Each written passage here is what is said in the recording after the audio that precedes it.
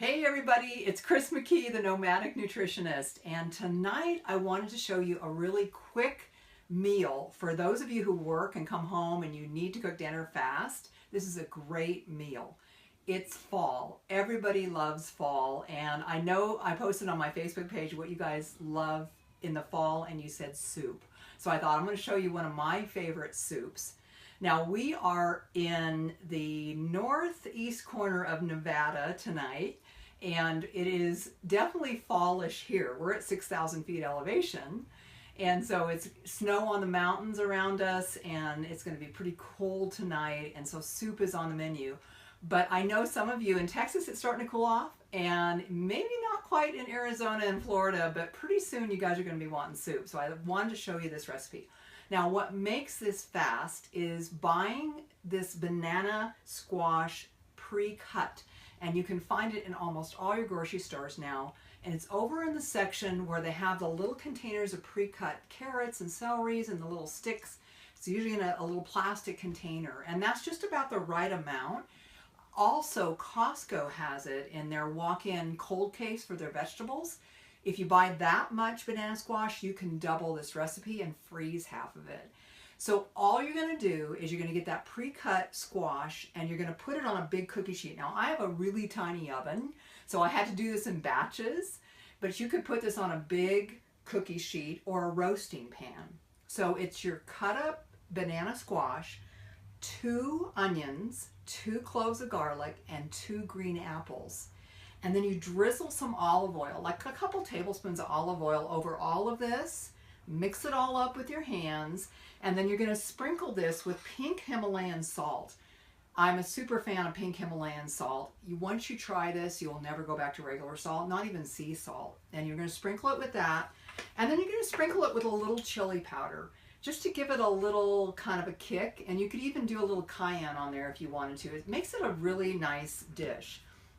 So as you see, I've roasted off all of my banana nut squash, my apples, my onions, and my garlic. And I've got some of it in my blender. Now I've got a Vitamix, but you don't need a Vitamix to do this. Any blender will do. You can sometimes have to do it in 2 batches, do some and then take it out and do some more.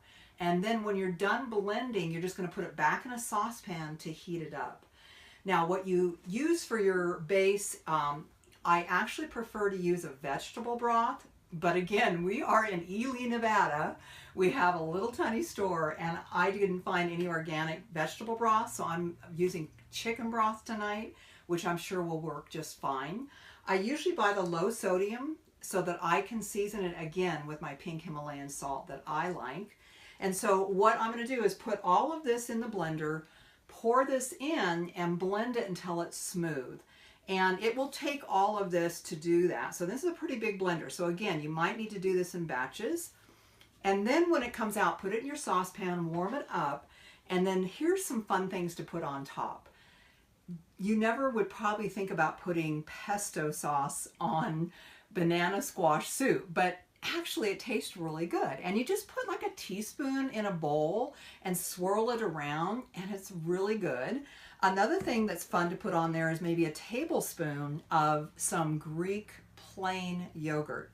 Now I prefer full fat yogurt if I can find it. We couldn't again find that, but I was lucky to find some organic yogurt. So we can swirl that around with the pesto sauce, and dinner is done. So it takes about 45 minutes at the most. So you want to put all your vegetables in an oven at 425.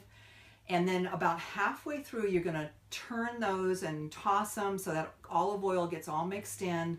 And then you get that nice roasting effect, nice browned onions and apples and banana nut squash. 45 minutes and dinner's done. And this makes a lot. So try it. I can't wait for you to try it and let me know what you think of this roasted banana nut squash. We are headed out on Monday, and we're working our way over into Utah. We're hoping to get into some of those beautiful national parks over there. So I might be coming to you next time from Utah. So I hope you guys are enjoying some fall weather and get out there and make some soup. This is Chris McKee, the Nomadic Nutritionist, and I help you be younger next year. Have a great rest of your day. Bye for now.